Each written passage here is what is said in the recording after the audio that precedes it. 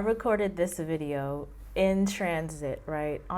In the travel journey from Lublin to Łódź. And one of the clips I'm not sharing is me talking about how tired I am.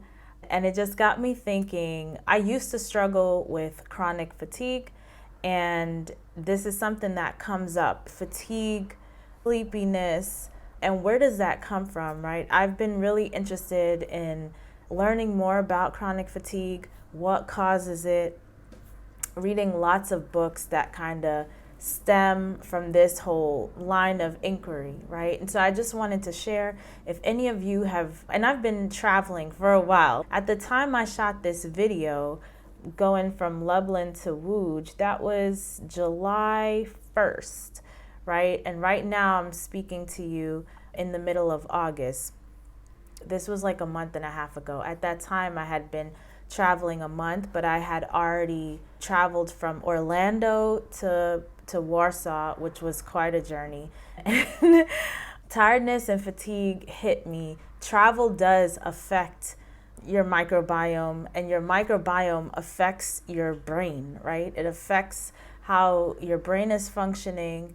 And so I was, of course, tired and dealing with a lot. But I did want to share these 5 root causes of chronic fatigue, just in case that if you're dealing with it or you know someone who's dealing with it, something to keep in mind and to look into.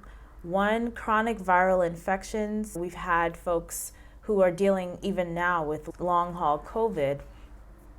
This is one of the sources of chronic fatigue. There's mitochondrial dysfunction. The 3rd root cause of chronic fatigue is limbic system dysfunction. And limbic system is just a part of the brain. This more has to do with emotional dysregulation and how that's actually affecting your energy, right? The thoughts we have actually affect our body. We can have a thought and saliva is produced, hormones are produced. They could be stress hormones, different hormones, right? So our thoughts actually physically affect our body, and this is where this limbic system dysfunction is speaking to. Number 4 is toxic overload. And then the 5th root cause of chronic fatigue is hormone dysfunction, specifically thyroid and adrenal. So you may want to look into your thyroid and adrenal health, and all of these things I flesh through with my clients. What to check for when they go to the doctor, what tests to take if they're having certain issues or they're trying to prevent certain issues. Thyroid numbers definitely is something that we are looking at. Some key things to do if you are trying to improve your mitochondrial dysfunction: you want to identify and reduce sources of stress that may be triggering cell danger response. And this is something that I learned from Ari, actually.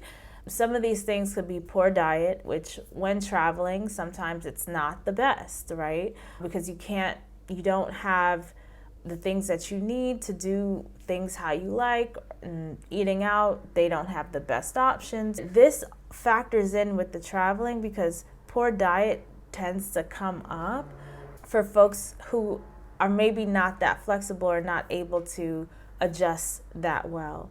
So just trying to find the right foods to stick to a clean diet and to come up with recipes and meal plans and meal ideas, given the fact that you are not in your home country or dealing with groceries that you are familiar with. You're having to read a lot. I think that's one of the things that's been really taxing for me, is like when I go to the grocery store, it's like trying to find, I'll even show you, there's these green beans I've never seen in my country. We don't have it in my country.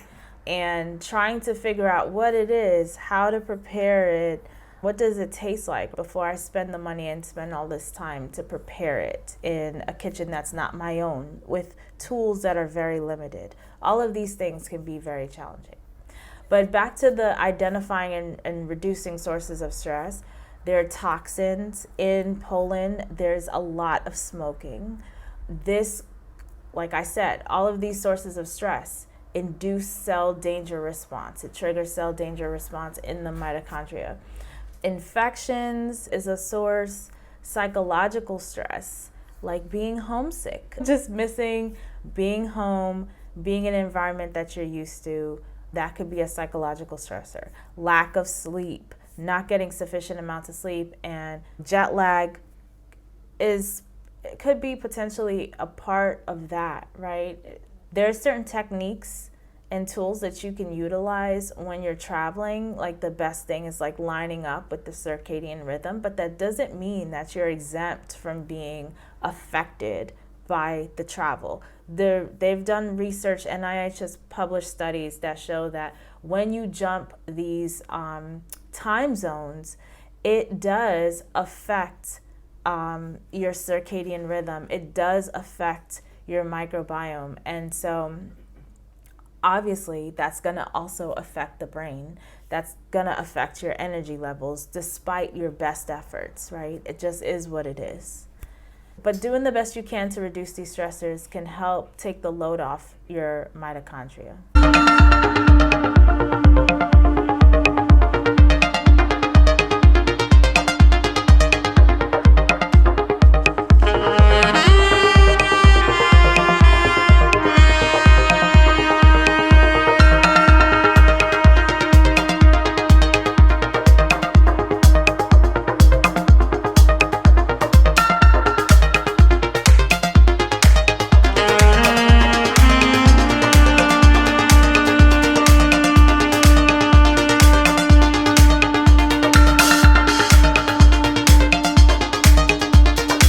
One of the other key things you can do to improve mitochondrial dysfunction is engage in hormetic stressors to stimulate mitochondrial biogenesis. That just means to basically repair the mitochondria. And this includes exercise, endurance exercise, strength training, high intensity, none of which I've really been doing on this trip, to be quite honest. I've been doing tons of walking. Exposure to heat and cold also is a hormetic stressor, which for me personally, I'm not a fan of cold and hot and cold therapy. I like things hot and I don't like things cold. But this is where I feel like with all of these things, like how to improve metabolic dysfunction, right? When we're looking specifically at hormetic stressors to stimulate mitochondrial biogenesis, there's a list of things that not everything is going to work for everybody. You just have to figure out what you can do that's going to work for you. So whether it be the exercise, hot and cold therapy, there's also breath holding. There's a really good technique that's super fun called Soma breath, where they basically hone in on this. It's like meditation and breath work mixed with asphyxiation. I call it, like you're holding your breath so long you almost feel like you're gonna pass out, but you don't get to that point. You release it. There's like this kind of bliss state, this bliss feeling that you feel after, which apparently is really good for the mitochondria. Sunlight is great. I've been getting a lot of that here. Phytochemicals from plant foods are all I eat. And fasting, nutrient cycling is also helpful for the mitochondria, which I also practice intermittent fasting. That's probably like the easiest thing. Being raw vegan is difficult in some places. Being vegan for some people can be difficult in some places. And I find being vegan is probably difficult if you haven't been doing it for a long time, because you still consider certain things to be food. So for me, 15 years in the game, and I don't think it took me this long, because pretty quickly from the beginning, I didn't see meat as food. I didn't see dairy as food, because dairy equates to mucus, right? Which I dealt with a lot pre-vegan days, and it was disgusting and annoying, right? To get sick 4 times a year. Meat, inflammation causing. This I'm like, I equated to this is what not just killed my grandma early, but caused her to suffer. So it's not really worth it. And I find it akin to some of the stories that I read in the Bible of people being disobedient. They were told not to eat certain things, and they ate it. They weren't grateful for what was given to them, which was like bread and water and oil, olive oil or something like that. This is the story, if you want to look up in the Bible, where Moses helps the people out of Egypt, right? And they're like wandering the desert for a while before they get to the promised land, right? There's a lot that happens there during that journey. And so for me, at this stage of the game, meat and dairy aren't considered food. And so there's certain things I'm not willing to eat, regardless of the situation. And that's why for me personally, veganism can't be hard. It wouldn't be hard. However, this is where fasting comes into play, because I've been in situations where what are the choices here for you? And they're not much.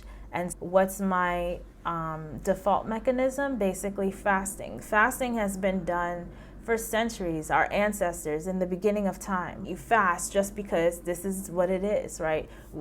Our ancestors have gone through feast and famine cycles, which our body has adapted to. It's actually beneficial for the cells, it's beneficial for our brains, it's beneficial for our digestive system, for our gut microbiome. And so because it has a ton of these benefits, makes you smarter and sharper in the process, this is a great default mechanism or default plan if you're ever in a situation where you're not finding the right foods for you. But of course, intermittent fasting is not like dry fasting for days, weeks, months, right? That's not what I'm talking about. Intermittent fasting is basically what I practice is 16 hours of fasting, 8 hours of feasting. So for 8 hours, I eat what I want, whenever I want. And it really helps me personally because I have a history of overeating. I will tend to overeat. I love food. I like the taste of food. I'll eat because I'm bored. I'll eat because I'm nervous. I'll eat because I'm upset. I'll just eat, right? Having the guardrails of a fasting window and a feasting window really helps to keep me so I'm not teetering into the obesity and stuff like this. It helps to regulate my body weight and my digestive system. My digestive system does not like when I overeat. And so intermittent fasting really helps to keep that under control.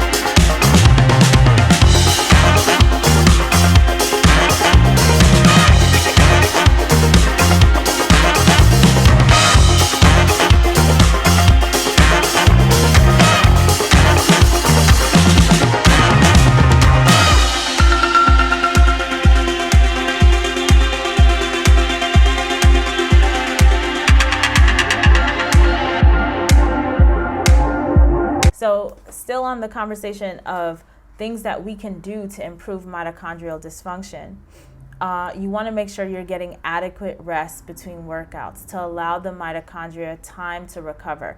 So that could mean allowing 72 hours between workouts, right? Making sure you're not over exercising because that can further tax a weak mitochondria. And that specifically, this is why I really like the Whoop band. It's actually tracking recovery as opposed to Fitbit and some of these other trackers that track activity. Tracking recovery is equally or even more important because, you know, a lot of folks are doing way too much with their workouts and it's causing the fatigue. And that not only causing the fatigue, it's causing stress, which is putting on weight gain. That was personally my experience when I decided to start running and was working with a running coach. And I had a great time until, my knees started to hurt, my ankles started to hurt, and I noticed my weight was actually going up.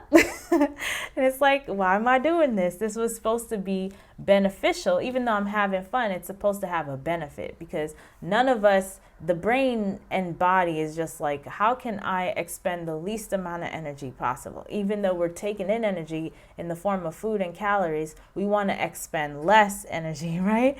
We don't want to be out there doing things for nothing. And so this is why finding exercises that actually light you up, that you actually enjoy, but also that's reaching the health goals that you're looking to achieve. Sometimes that means doing less instead of doing more. This is not for everybody, right? Some people, they thrive on that high intensity all the time type of thing. And this is why you really need to track how your body is responding to what you're doing, activity wise, lifestyle wise, nutrition wise, and make adjustments accordingly.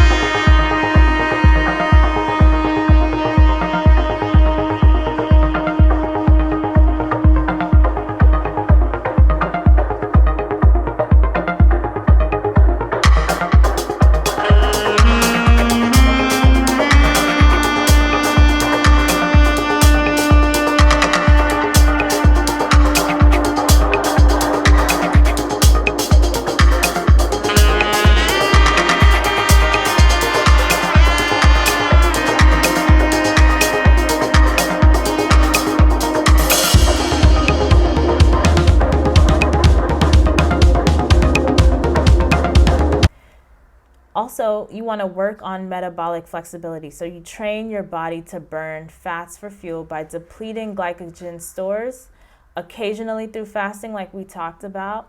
And some folks, they talk about low carb dieting and stuff like this, which is ridiculous to me, because if you're eating for health, you're eating plant foods. And all plants have carbs. Carbs are not the devil. Carbs are not bad. The brain actually needs carbs. The whole body needs carbs, right? And all these plant foods have everything that we need. It has the protein. It has the fat.